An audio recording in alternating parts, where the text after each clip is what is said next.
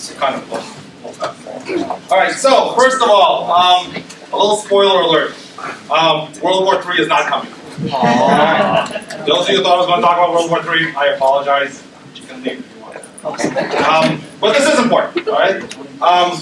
Until they have dominated the headlines. So to begin talking about this, the conflict that is currently going on in Ukraine, all right? I think a good place to begin is, well, Ukraine. One thing you can understand about Ukraine is that it is divided. Okay? Since independence, there's been this kind of tug of war, okay, between the east and west of Ukraine. The presidency, as a result of Ukraine, is kind of alternated, right? The first president of Ukraine, Kravchuk, was a kind of a Western-leaning president, right? The second president of Ukraine, Kuchma, was more Eastern-leaning. The president to come after the Orange Revolution, Yushchenko, was Western. Yanukovych, who was just overthrown, was an Easterner. I'm sure you guys see the pattern here. The current revolutionary government that has taken over is primarily from the West. Okay. What we need to understand is that this reflects a very basic division within Ukraine. Okay. There is a split within the society. Right? We can see this in a lot of different examples. This is a poll taken in 2012, and the question was, what should be Ukraine's policy towards Russia? We will notice that in the east and to the south, they want to extend cooperation by a fairly substantial majority. Not so much in the west. The west tends to be much less pro-Russian. There's a historical reason for this. Primarily by how it was incorporated. The East was incorporated into Russia, into the Russian Empire much earlier. Parts of the West were not brought into the Russian Empire, into the Soviet Union until after World War II. All right, so it was a considerable. The very eastern part of Ukraine was actually brought into Russia in like 1654. All right, so there's a huge difference. As a result, eastern Ukraine is much more Russified than the western. And we can see that, right? Similarly, we see the idea of reducing cooperation between Russia and Ukraine much heavier in the West than it is in the East or the South. All right. Here's another example of this. These are the elections. These are the elections of 2004. Viktor Yushchenko, who eventually became president after the Orange Revolution. Viktor Yanukovych, who was the ousted president. 2004, we actually see the split, right? The East votes for one, the West votes for another. Same thing in the 2010 elections. The West votes for one, the East votes for the other. We need to understand this division. A lot of what's going on in Ukraine is understood in terms of these divisions that exist in this country. Yet another example, right? What we see here is we see ethnic and linguistic changes, right? The differences, right? These folks speak Ukrainian. Here it's mostly Russian. Here it's mostly Russian ethnically. These are a lot of Russians live here, ethnic Russians, right? Here is primarily ethnic Ukrainians who speak primarily Ukrainian. Here you will have people who are ethnically Ukrainian but speak Russian. These divisions matter.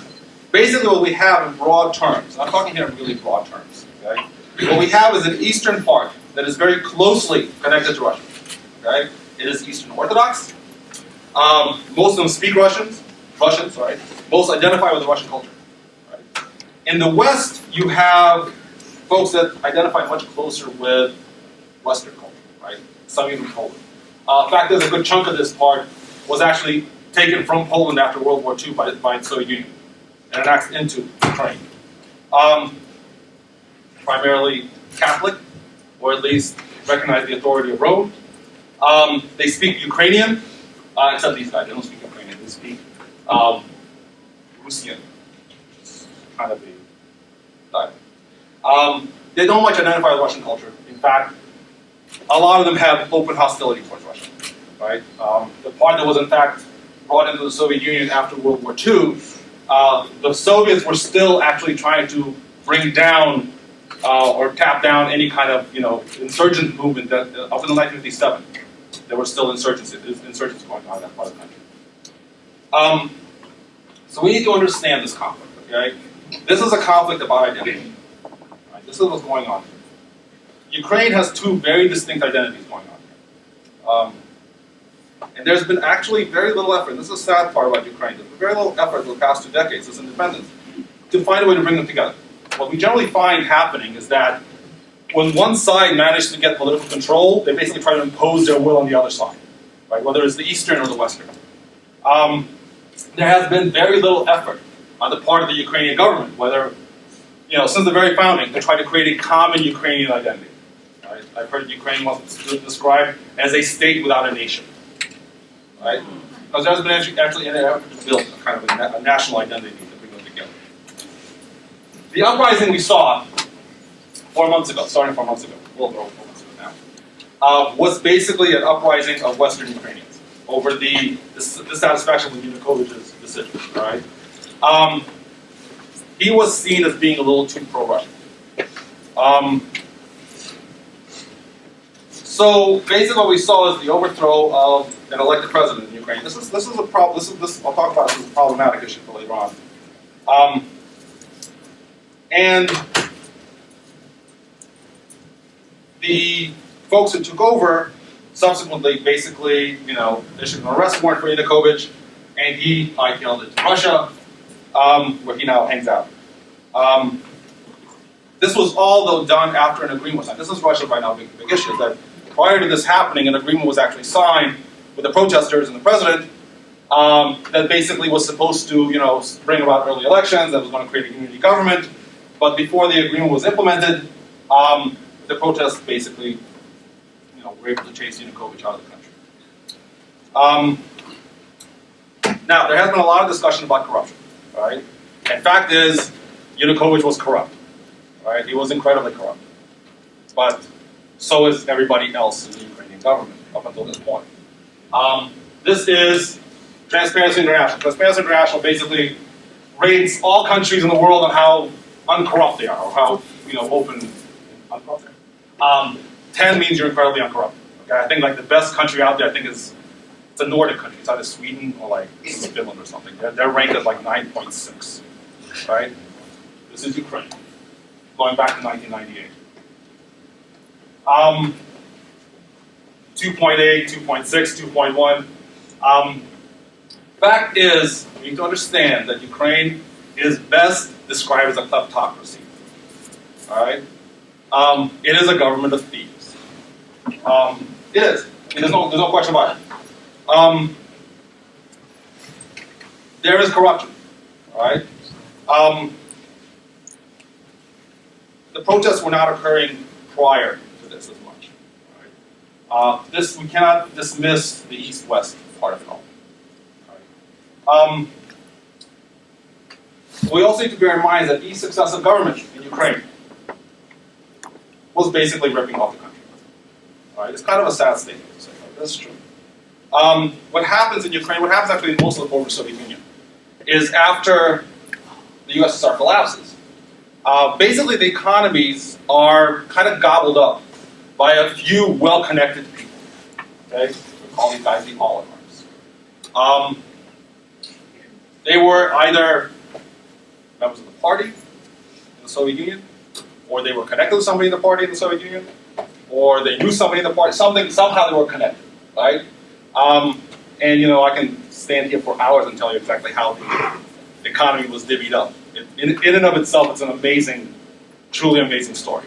For those who do economics, it is a classic example of how not to privatize an economy. But the end result was that basically a few people ended up controlling the whole system. And pretty much since independence, everybody in Ukraine, everybody who led the country in Ukraine has been either an oligarch or connected to one of these oligarchs in some way or another. And they run the country, right? And this includes Yanukovych, the most recent president, and Tymoshenko, the lady who was, he defeated in the last election, then he threw her in prison for corruption, and she was corrupt, all right? And she is now out of prison and basically behind the scenes running things in Ukraine, kind of, She's been the advisor to the government. It's her party that's running the country right now. So basically what we see, when I say that what we're seeing is a struggle between East and West, what we're actually seeing in Ukraine is a struggle between Eastern oligarchs and Western oligarchs over who gets to rip off the country. All right? And this is really what's been going on in Ukraine for the past years, for the past couple of decades. It's kind of a sad story, but it's true.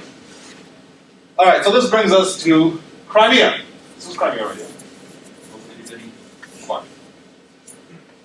Which the Russians just invaded and they took control of.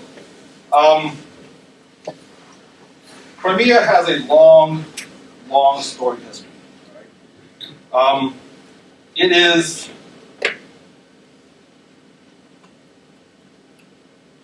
was one of the last places where the Tatars still remained. Okay? The Tatars basically, they were the ones who originally, Kievan Rus is kind of where Russia arose out of. It's an ancient kingdom, the ancient kingdom of Kiev. It was sacked by the Mongols, also called the Tatars. As the Russian Empire came into existence, they slowly took those territories back. One of the last places was the Crimea. Right? Catherine the Great in the 1800s, 18th century, actually ends up finally marching in there and taking it.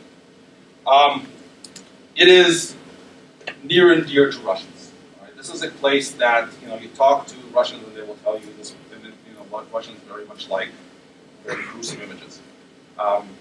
They do, seriously. Anybody ever talk about Russian heroes and every one of them died in the worst possible way? Just the way it works. For us, our heroes, they ride off into the sunset. For Russians, they get burned at the stake or they get torn to shreds or something horrible happens to them.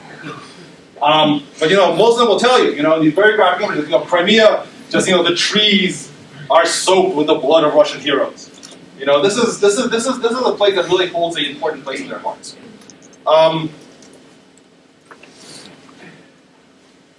They've been fighting over this for centuries. The siege of Crimea during World War II is an important period. The Crimean War, disastrous war for Russia, is still very vivid in their minds.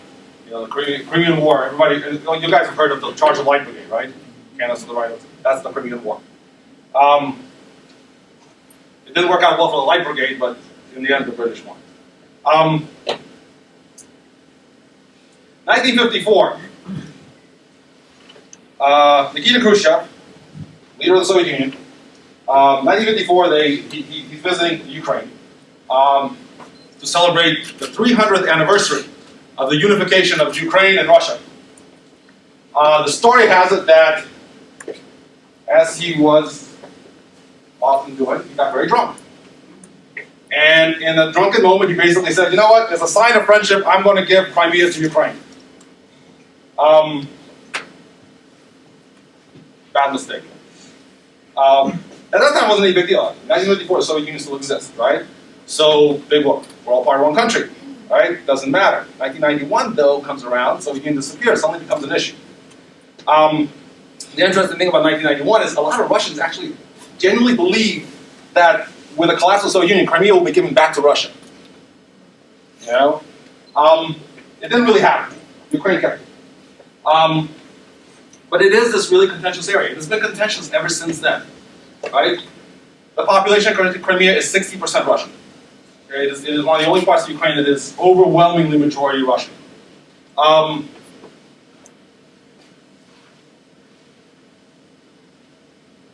It's also where Russia's Black Sea Fleet is stationed. The station actually is Sevastopol, right here. Right? This is a pride of Russia. It was a pride of Imperial Russia. It was the pride of the Soviet Union. It is currently the pride of Russia. Right? The Black Sea Fleet. It's also where Yalta is, and it's also has a lot of really nice beaches. Yeah. Including a few nude ones like right on here. Okay, so anyway, in case anybody wants to go to Crimea, hang on news. So when the protests happened in Kiev, right, and they overthrew what was nominally a pro-Russian government, a pro-Russian president, which at least the Easterners thought this.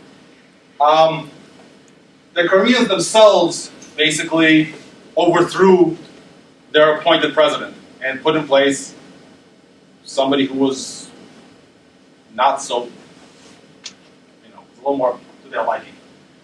This president, within a matter of, I think like a day, basically, asked Russia to come and help them, and Putin was more than happy to oblige. Right? Now, it's important to understand that this conflict between Ukraine and Crimea isn't new. Right? Fact is, there have been a couple of other referendums. This most recent referendum. There have been a couple of other referendums for Crimean independence. Okay, the one we hear about nowadays is 1991, the big referendum in 1991. And during that referendum, an overwhelming majority of Crimeans, a majority, I wouldn't say overwhelming, but a majority of Crimeans basically voted to remain part of Ukraine. Right? What we don't hear about is the 1994 referendum. Right? In the 1994 referendum, what we in fact had was 78% of the Crimeans voted for autonomy, or more independence from Ukraine. And 83% voted for dual citizenship with Russia. Okay? This is why you hear nowadays in the news, 97% of Ukrainians voted to join Russia. And yeah, 97 sounds like a little weird number. It sounds a little too high. But to me, it doesn't really strike me as particularly high. Because if you consider that 80-some% wanted dual Russian citizenship, right? And 70-some wanted more independence from Crimea. And then you take into consideration that the Tatars, who were still there, a minority, basically did not want to join Russia at all. They basically stayed away from the vote. And most of the pro-Ukrainian Crimeans were encouraged not to vote either. Pretty much the only people that were left were the ones who wanted to join Russia to begin with. So the 97% actually kind of makes sense. I don't think, there's a lot of talk to Putin, how can they have an independent vote when there's a bunch of soldiers everywhere? You know what? When pretty much the only people who are willing to vote are the ones who actually want to join Russia, the vote's going to be pretty lopsided. So on Sunday they had a referendum where they basically voted to secede from Ukraine and join Russia. Subsequently, Putin made that speech and he signed the agreement, and this is where we are today. Okay? Bless you. So, I guess the question becomes, where do we go from here? And I'm going to, what I'm going to say now is my opinion. Okay? I would say it's an educated opinion, but it's still my opinion. And feel free to disagree. We'll have plenty of opportunities for you guys to talk and disagree. So where are we right now? Well, I think President Obama today issued the second set of sanctions on Russians and Ukrainians who are involved in the Crimean issue.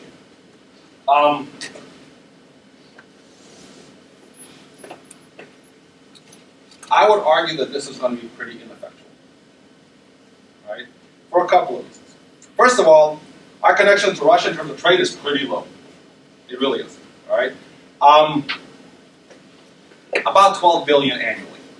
Okay, now I'm sure for most of us 12 billion, to the school would love to have 12 billion. But compare that to Germany, which is about 40 billion, China, which is about 50 billion.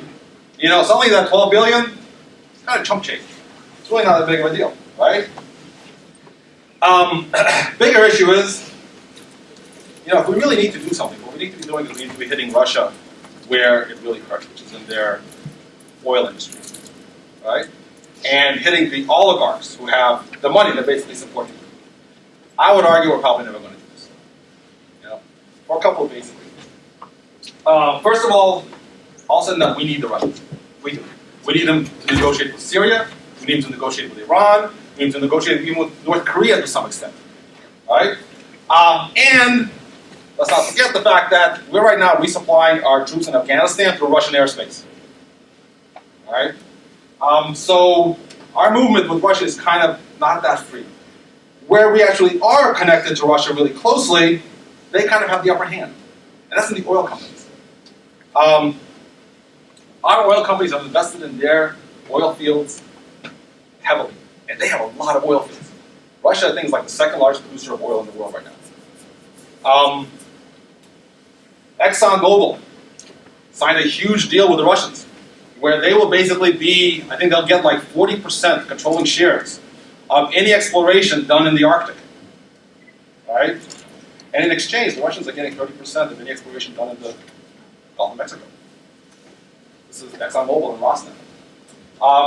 You know, they have a lot of oil. We'd like their oil. There's money to be made here.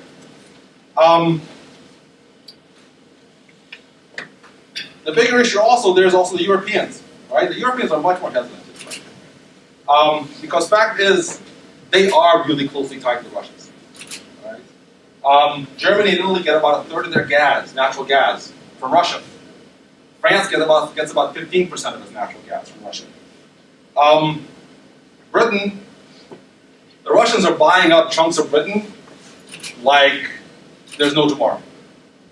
They have invested, right now I think the most recent estimate I've seen is maybe like, I think it's like $100 billion worth of Russian investments in Britain. You know, the Brits don't really want to lose that money. Now granted, most of that money is dirty. Because the oligarchs, okay, the same oligarchs that exist in Ukraine, they have their counterparts in Russia. They're just as crooked. But it's kind of hard to sort out the good money from the bad money, because in the end it's all money, and people like money, so they tend to take it. So the Brits aren't really good. You know, there's this interesting discussion that was had between the British foreign minister and the French foreign minister. The French are selling Russia a destroyer. The French are going to sell Russia a destroyer that's going to be parked actually in Sevastopol. And the Brits were trying to convince them not to sell the stuff. And the French were basically telling the Brits that, look, you know, us getting rid of our destroyer is just a symbolic thing. Why don't you cut off Russia's bank accounts? And the Brits were like, why don't you stop selling your destroyer? You know, because there's money to be made here. Germany is really heavily invested in Russia. BASF, you know, the chemical company, has a lot of money sunk into Russian oil production. Danone, not Danone, but Danone. It's a French yogurt company. 11% of its sales are to Russia. Right? The Europeans are much tighter connected to Russia. You know, so in some ways it's very easy for us to kind of, you know, yeah, we're going to impose sanctions on Russia because we don't really have that much connection to them. The British, the Europeans, the French, the Germans, the Italians, they actually have, right? So as a result, we've already seen that their sanctions are a little more wishy-washy. You know, they haven't really hit the upper echelons of the Russian administration like American sanctions have. And even now, you kind of see the Europeans kind of hedging, right? The German chancellor, so they said basically, you know, we're going to go into more sanctions if Russia continues to do stuff. Okay, what does that mean? All right? They've taken Crimea, they just won't take the rest of Ukraine. Okay, no more sanctions. We don't know, right? So there's these bigger issues. On the other hand,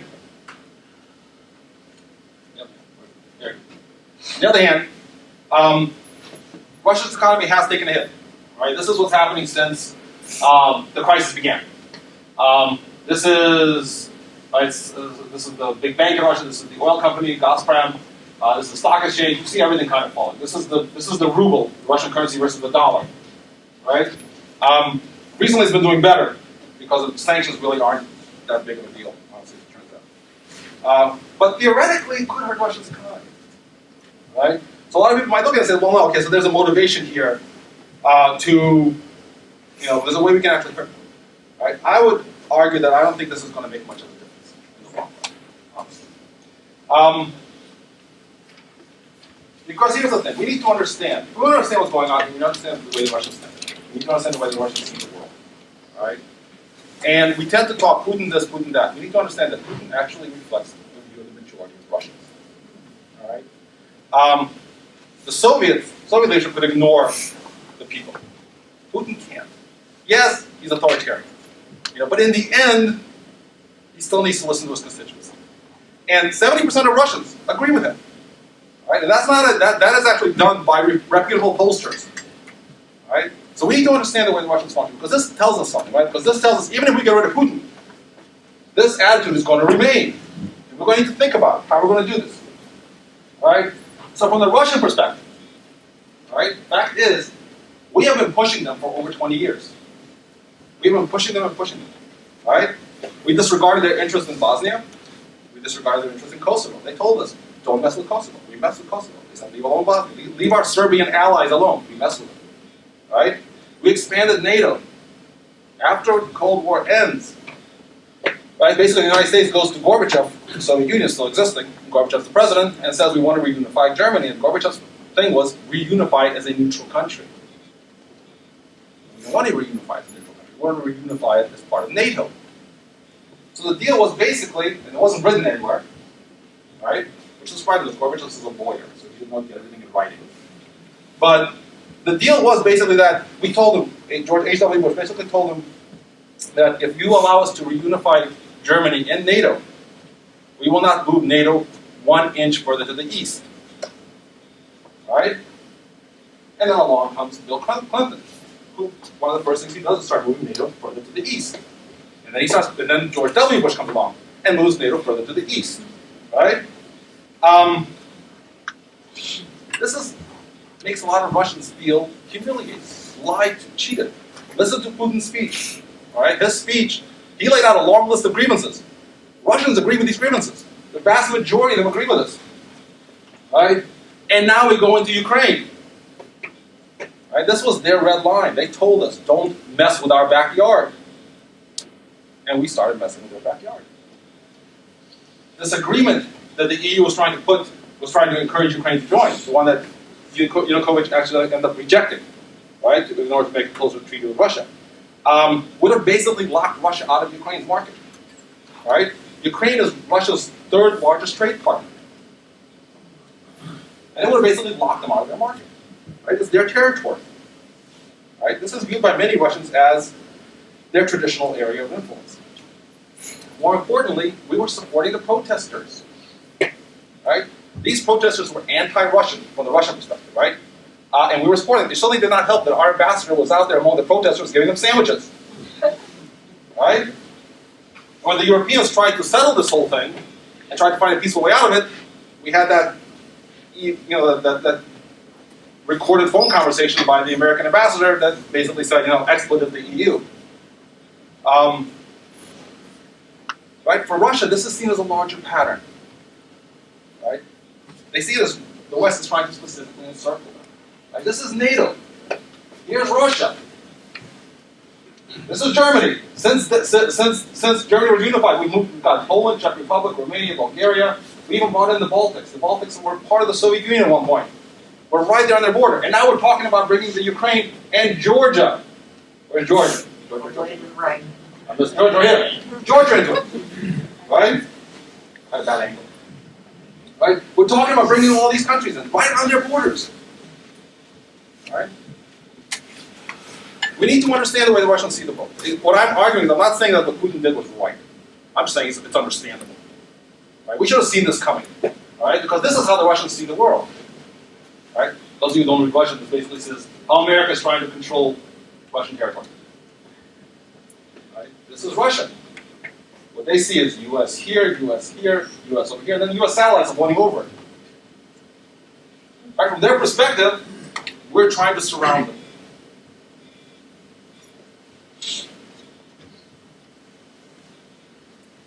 This is what happens, right? If we can understand this, we can understand what just happened. Why did the Russians go into Ukraine? Why did the Russians, for that matter, we can go back to Georgia. Why did the Russians go into Georgia? From their perspective, it's which part of stay out of our backyard don't you understand? Right? There are other problems here. Right? First of all, it's a credibility problem for the United States. We've already said we're not going to use military force. Right? That's on the table. The Russians have, in contrast, though, have shown that they're willing to use military force. Right? Maybe not go to nuclear war, but they'll go. So that's one. That's a leverage issue. Right? There's another leverage problem. Whether we like it or not, whether we find it legitimate or not, even if it wasn't 97% of Crimea voted this, at least 60% did. They voted to leave the Ukraine. Right? It becomes really difficult for us now to turn around and say, you know what, we don't care what you want, go back. Right? That's kind of problematic. Even if we don't like it, even if we can prove 100% that this vote was completely fraudulent, about 60, I would actually argue probably closer to the actual polls from 1994. It's about 70%. About 70% basically already said that they want some more autonomy, or they want to be closer to Russia. It's going to be kind of hard to turn that back. Okay, we also have a serious credibility problem. I'm going to quote John Kerry here. It is not appropriate to invade a country and at the end of a barrel of a gun dictate what you are trying to achieve. That's problematic because that's Iraq. We just did that in Iraq. We just did it in Afghanistan. We did it in Syria. We did it in Libya. We're trying to do it in Syria. All right? There's a certain kind of, the Russians look at it and say, you know what? You guys aren't playing fair here. Finally, there's a word of caution. The United States, fact is, we created Putin. We did. All right? In the 1990s, as we're expanding NATO, as Russia's economy is collapsing, right? As we're basically treating that country, from their perspective, again, I'm talking about Russia's perspective, as, you know, a loser, basically, right? The Russians walked out in 1990s incredibly humiliated. So they elected Putin in 2000, right? A nationalist, a man who's going to bring back strength to Russia. Right? My concern in this whole thing is that if this whole thing comes out that the Russians feel bullied, they feel humiliated again at the end of all this process, I worry about who comes after Putin. Because Putin is a nationalist, but I would argue he's a pragmatic nationalist, right? He's a nationalist. He wants to build up Russia. He wants to bring back great Russian power. But at the same time, when it benefits Russia, he will work with the United States. There are a lot of people in the wings who are far worse than he will and just will not work with the United States no matter what. All right? And that's a real danger here. It's not that we're going to go to war, but is that, in fact, what's going to happen is that the regime is going to become more nationalistic. All right? And that's something we need to be thinking about. That for our short-term goals, we may actually be sacrificing long-term relations and making any possibility of ever cooperating with Russia even more problematic. All right, so that's my take on the whole thing.